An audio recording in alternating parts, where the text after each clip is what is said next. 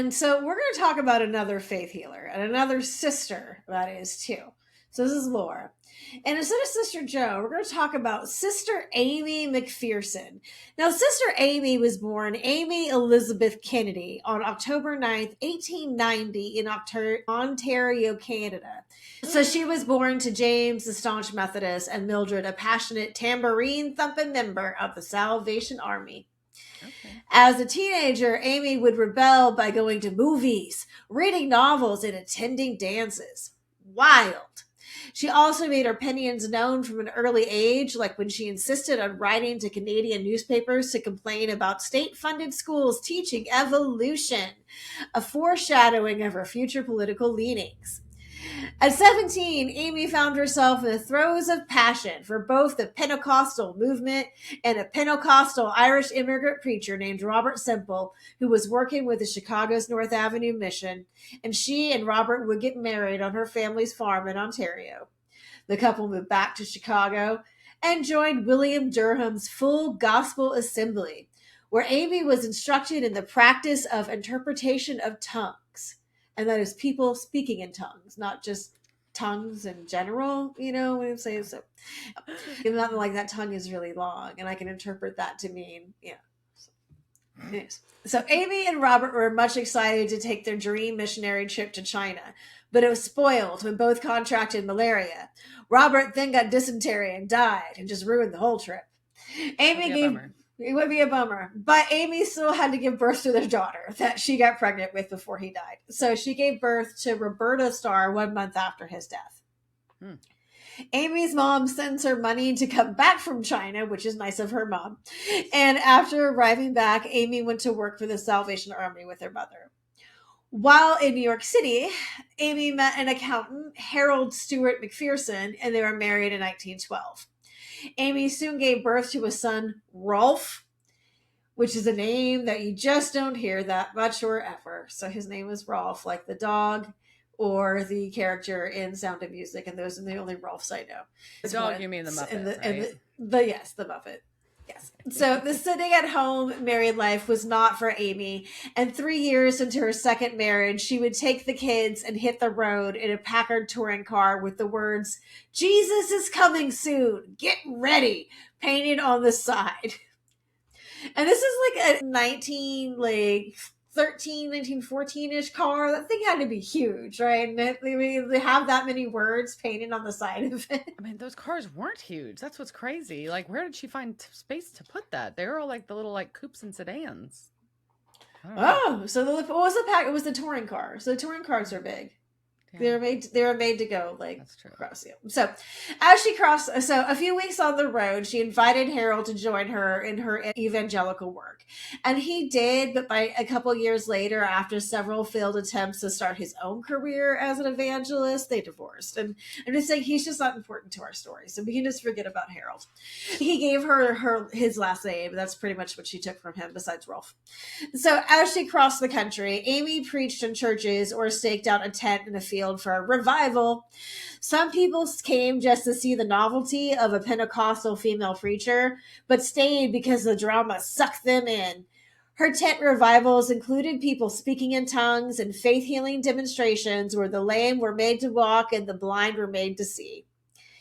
Healing was central to Aimee's ministry. Aimee's healing practices encourage strong faith in the basic tenets of Pentecostal belief, including that the sick opened themselves up to God's healing potential and that embracing pain and God's will is a prerequisite to healing. After her dislocated ankle was healed by Brother Durham, who broke out praying in tongues and then in English said, "In the name of Jesus, receive your healing," then laid his hands on her ankle, she felt a shock of electricity that flowed through my whole body, causing me to shake and tremble under the power of God. And then her dislocated ankle was located. And that's how it's healed, right? So then, while sick with Spanish influenza, Aimee received a vision that God would give her a home in California. So she and the family drove from New York to Los Angeles, Aimee preaching revivals along the way. And so the trip lasted 2 months. And you're like, girl, we gotta go. No more singing. We've got to get going. Can you shut up, Aimee? A long road trip. It's a long road trip. So her first revival in Los Angeles was held at Victoria Hall, a 1,000-seat auditorium downtown. She soon reached capacity there and had to relocate to the 3,500-seat Temple Auditorium on Pershing Square, where people waited for hours to enter the crowded venue. By 1922, she was breaking attendance records of even the biggest evangelical preachers. At an event in San Diego, it drew 30,000 plus, and the Marines volunteered for crowd control. There, Aimee laid hands on a supposedly paralyzed woman who rose from her chair and walked, and the crowd ate it up. Huh. Aimee would be key in bringing the evangelical movement to mass media and was on her way to becoming the first celebrity of the mass media era, which makes me wonder, are we at the end of the social media era now? Is that what we're about to enter, the AI media era? Probably. Maybe. Ugh, gross. Ew. Okay, so Aimee hit the road on a 4-year national tour to raise money for a temple in Los Angeles, basically to home base, right? She preached to a wide range of denominations, including Methodist, Presbyterian, Baptist, Congregational, and Assemblies of God churches, and her venues included convention centers, halls, and sports arenas. In 1922, after discovering radio, Aimee began making plans to build her own station. She quickly accumulated the necessary funds, built it, and set out to create live radio broadcasts to accommodate her wide variety of listeners. She became the first woman to be granted a broadcast license by the FCC. And she built a true mass media empire, a groundbreaking strategy that 20th century evangelists would later replicate. Think Jim Baker. I almost said Jim Jones. Think Jim Jones. A little different. You know. So besides her radio broadcast, she also had publications and distributions of thousands of magazines throughout Europe and the Pacific Islands. She had her own printing press to broadcast her teachings to a nationwide audience, and she made recordings of her sermons so they were available to purchase on phonographic records. Huh. The Angelus Temple was dedicated on New Year's Day, 1923. The temple ceiling featured a 110-foot-high dome, painted to resemble a sky with fluffy white clouds, and the facade had crushed seashells mixed with a cement to make it sparkle. Stained glass windows flanked the stage, and there was a $22,000 Kimball organ, but there was also space for nurseries and private areas for classes and prayer. There was originally a seating capacity for 5,300 when it opened. Wow. At the top of the outside edifice stood a lit cross, which would become one of LA's landmarks. Yeah. So leveraging the radio, Aimee did broadcasts of her sermons, hosted multiple children's hours, offered live music from the Angelus Temple, broadcast organ recitals, and announced weekly Sunday school lessons. So she just had like programming going. She was a content maker. She would continue to work to build cross-denominational alliances. She advertised that preachers from the Methodist, Episcopal, United Brethren, Baptist, Congregational, and Southern Methodist denominations would deliver sermons at the temple. Those attending the temple who were local to LA were encouraged to leave whatever church or fellowship they belonged to and come to the temple instead, because there were a lot of roles to be filled. On Sundays, the main event was the illustrated sermon, and people would line up around the block to get a seat. The illustrated sermons grew elaborate, incorporating movie sets, costume changes, live animals, and sound and light effects. In a sermon entitled Arrested for Speeding, Aimee drove onto the Angelus Temple stage on a motorcycle and completed the act fully costumed in a police officer uniform.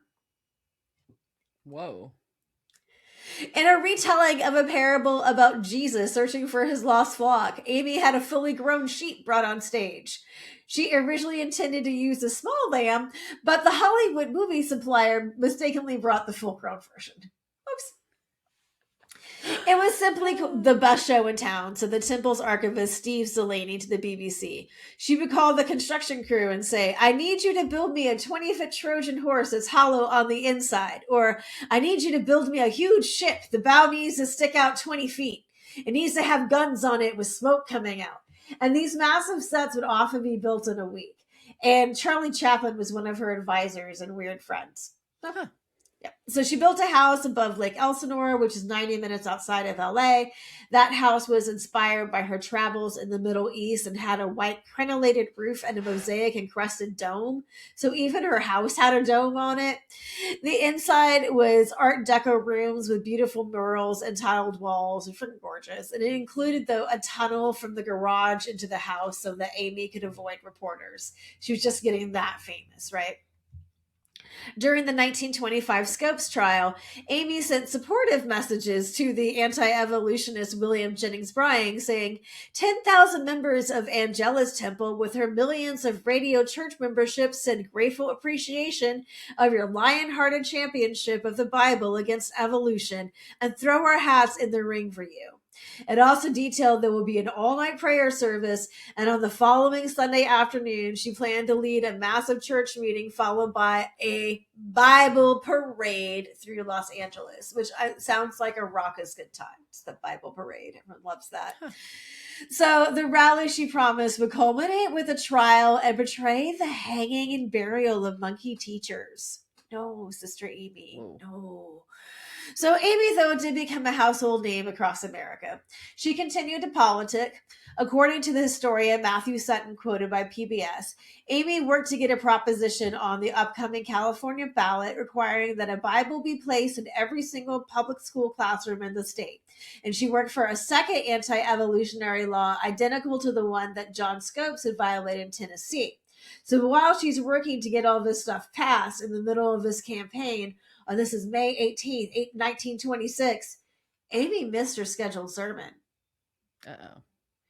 Soon, it would become news to all that Aimee was missing and maybe even had drowned. Uh-oh. This time quoted by the BBC, Sutton said, a local newspaper even speculated there had been a sea monster sighted off Venice Beach. They thought maybe the sea monster had swallowed Aimee whole. That's quite speculation. That is quite a Venice Beach sea monster. So many thought it was a publicity stunt. And a month goes by. And the miracles were answered when Aimee appeared in Agua Prieta, Sonora, a Mexican town just south of Douglas, Arizona. She claimed to have been kidnapped by two men and a woman after falling for a ruse about a sick child in a car. While held captive, she said she was drugged and told that they were going to ransom her for $500,000, but she escaped by sawing through the ropes and crossing 20 miles in the desert. She returned to a crowd of 50,000 people at the train station who were also treated to a parade, and airplanes had dropped roses from the sky. That's kind of rad. It is kind of rad.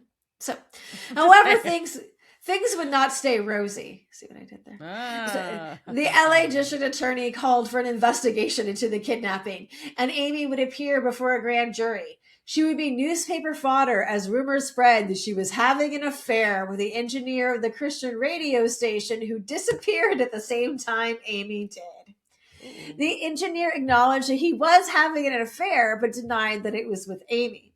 Police went to the cottage that this man had and dusted it for fingerprints and did not find any of Aimee's there. This seems very intrusive. Like, can you just do this? That seems personal. It seems odd. Criminal. It does not seem criminal. But so a judge decided to proceed with charges of conspiracy and obstruction of justice against Aimee, and a jury trial was scheduled, but the DA decided that some of the witnesses were just too unreliable and dropped the charges. So she goes on. She opens a commissary at the Angelus Temple, offering food, clothing, and blankets. Just becomes really involved in charity work. Does a lot of really good stuff. Then, a believer in exploiting current media trends, she embraced Hollywood culture and appeared in newsreels alongside Mary Pickford, Frances Perkins, and FDR. She lost weight, cut and dyed her hair, began to wear makeup and jewelry, and became known for her stylish dress. She really does, because she starts looking really fucking awesome. But the new looks don't go over well with all of her fans, some of who preferred her previous dress of a navy cape over a servant's dress. I'm not sure what a servant's dress is. I'm just kind of picturing a nurse's outfit. Something, yeah. Yep. The International Church of the Foursquare Gospel was incorporated in 1927, and Aimee began organizing brand churches, like franchising the church, right? So in 1930, it was reported that she had a breakdown and she was absent from the pulpit for 10 months. She marries again in 1932 to a performer named David Hutton, but this marriage only lasts a couple of years as he was frequently photographed with scantily clad women. Oh. Not good. She has her last revival tour was from 1933 to 1934 and claimed that 2 million people heard 336 sermons. So after the outbreak of World War II, McPherson rejected the Christian pacifism, which was popular within the Pentecostal movement, saying, "It is the Bible against Mein Kampf. It is the cross against the swastika. It is God against the Antichrist of Japan. This is no time for pacifism." Ooh. She had opinions.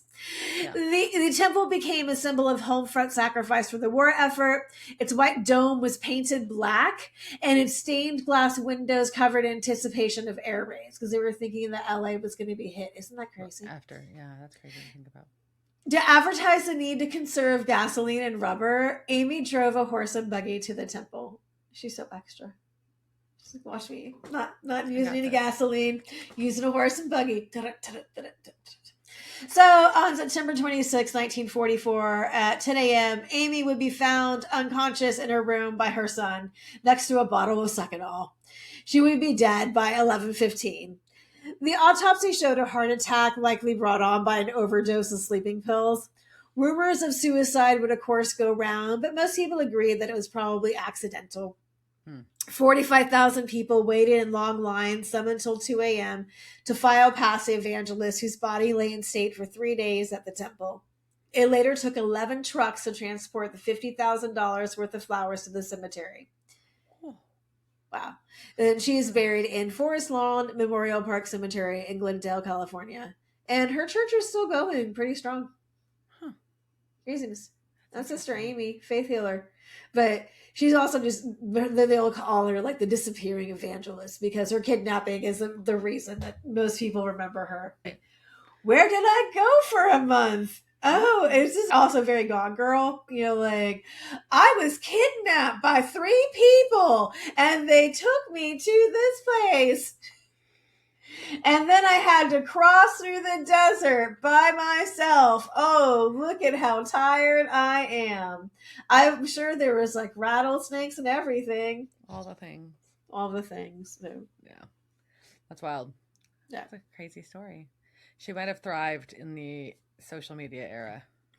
She is like the first televangelist before there was a TV, right? So a film an evangelist, but she's responsible for why those pockets of Christianity religion use the media the way they do. It started with Sister Aimee